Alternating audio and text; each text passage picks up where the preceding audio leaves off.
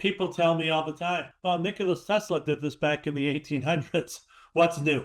Actually, Nikola Tesla is the person who inspired me to get into wireless power, but the technology was still rather limited at his time. It was pre-semiconductor.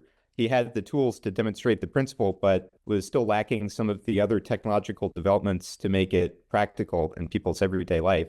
And I think that was still the case for most of the 20th century. So it's only relatively recently, I think, that wireless power has become actually commercially practical because of a confluence of multiple different factors. I think one of them is the transition from incandescent lights to LED lighting, which dropped the power requirements for light by about a factor of 10 or more. And also electronic devices. So Moore's law, shrinking the transistor size means computation takes much less power. So you can actually do practical things in a much smaller size and with less power.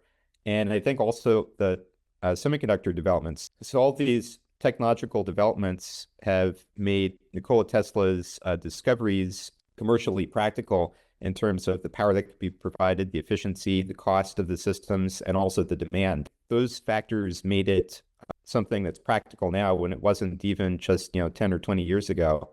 And so our system is designed to provide power over some volume of space, which can be from a size of a desk up to a room, and to allow devices to freely move within that space and receive power wirelessly.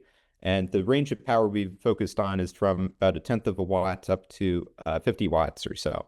So that's actually a range that includes the majority of all the electronic devices that people are typically using today and also developing.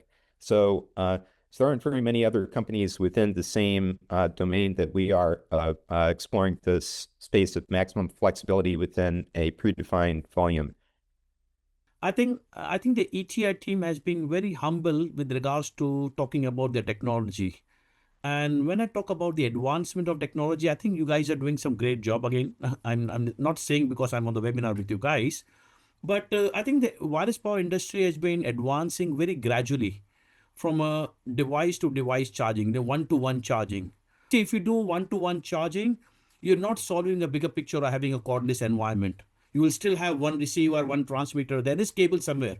Your solution is very, very interesting because you're doing one to many. And that is where I think we are solving a bigger picture out there. We are solving a bigger problem, a more sustainable problem out there. What you guys are doing, or technology of your structure is doing, is taking one transmitter, example, which is your desktop, and you're charging all of them with wirelessly. So that is what I think is the future of wireless power.